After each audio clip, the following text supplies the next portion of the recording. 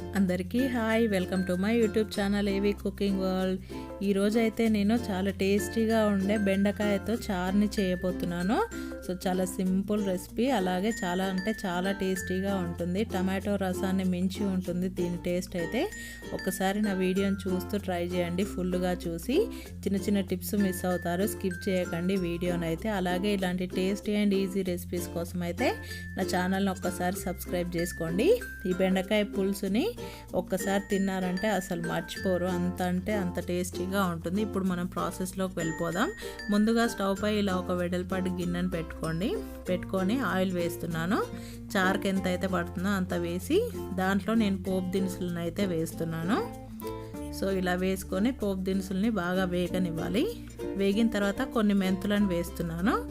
So చారు కదా, చింతపండు వేసి దేంట్లో అయినా మనం ఇలా వేసుకున్నామంటే చాలా బాగుంటుంది మెంతులని. సో ఇలా వేసి వేగనివ్వాలి బాగా. సో ఇలా వేగిన తర్వాత దీంట్లో ఇలా పొడుగ్గా కట్ చేసుకున్న ఒక ఉల్లిపాయను అయితే వేసి కొంచెం వేగనివ్వాలి ఈ ఉల్లిపాయని. సో ఒకసారి అయితే కంపల్సరీగా ట్రై చేయండి. ఇప్పుడు దీంట్లో కరివేపాకును వేస్తున్నాను. సో ఇలా వేసుకొని దీన్ని కూడా బాగా వేగనివ్వాలి. దీంట్లో ఇప్పుడు కొంచెం సాల్ట్ని వేసాను నేను, అలాగే కొంచెం పసుపును కూడా వేసాను కలర్ కోసం. సో ఎప్పుడు పచ్చి పులుసు టమాటో రసమే కాకుండా ఇలా ఒకసారి చేసుకొని చూడండి. దీంట్లో ఇలా ఎల్లిపాయలని దంచి వేసుకున్నాను కచ్చా పచ్చాగా, మరి మెత్తగా చేయలేదు. ఇలా ఉంటేనే చారుకి టేస్ట్ అనేది చాలా బాగా వస్తుంది.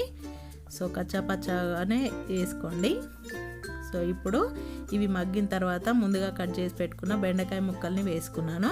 ఈ చారులోకి బెండకాయ ముక్కల్ని ఇలా పొడుగ్గా కట్ చేసుకుంటేనే చాలా బాగుంటుంది, చిన్న చిన్నగా కట్ చేసుకోకండి.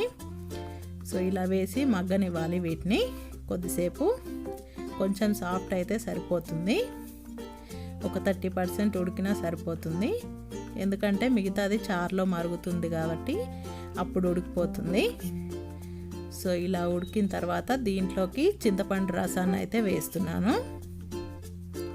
మీ టేస్ట్కి సరిపడా అడ్జస్ట్ చేసుకుంటూ వాటర్ని అయితే వేసుకోండి. సో ఇలా అయితే నేను నా టేస్ట్కి తగ్గట్టుగా ఇలా వేసేసుకున్నాను వాటర్ అయితే. కొంతమంది పులుపు ఎక్కువ తింటారు, కొంతమంది తక్కువ తింటారు కదా. సో దానికోసమే ఇలా అడ్జస్ట్ చేసుకుంటూ వేసుకోండి చూసుకుంటూ. ఇప్పుడు దీంట్లో టేస్ట్కి సరిపడా కల్లుప్పు వేసాను, అలాగే కారాన్ని కూడా వేస్తున్నాను. ఉప్పు కారాలు ఎవరి టేస్ట్కి తగ్గట్టుగా వాళ్ళైతే వేసుకోండి. సో ఇలా వేసుకొని మొత్తం కలిపేసుకున్నాను. ఇప్పుడు దీన్ని బాగా మరగనివ్వాలి చారునైతే. సో ఇలా మరిగితేనే టేస్ట్ బాగుంటుంది.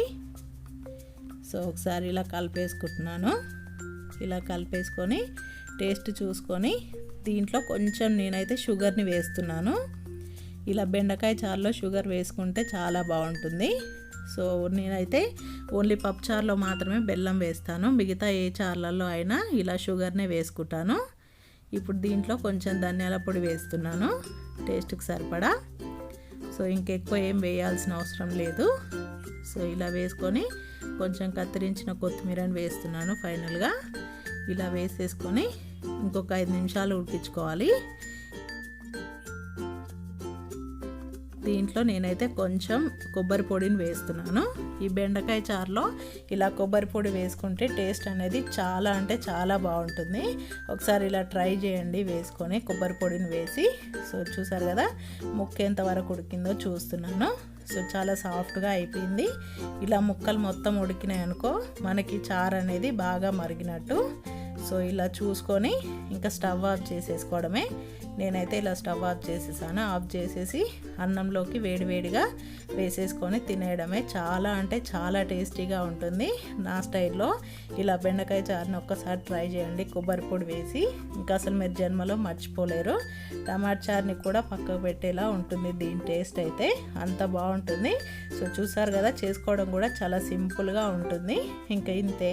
ఈ వీడియో కనుక మీకు నచ్చినట్టయితే ఈ వీడియోకి లైక్ చేసి నా ఛానల్ని అయితే సబ్స్క్రైబ్ చేసుకోండి. ఇలాంటి టేస్టీ అండ్ ఈజీ రెసిపీస్ని నేను మీకు చేసి చూపిస్తాను, అది కూడా సింపుల్ వేలో. Please do subscribe my channel for more videos. Thanks for watching. Thank you.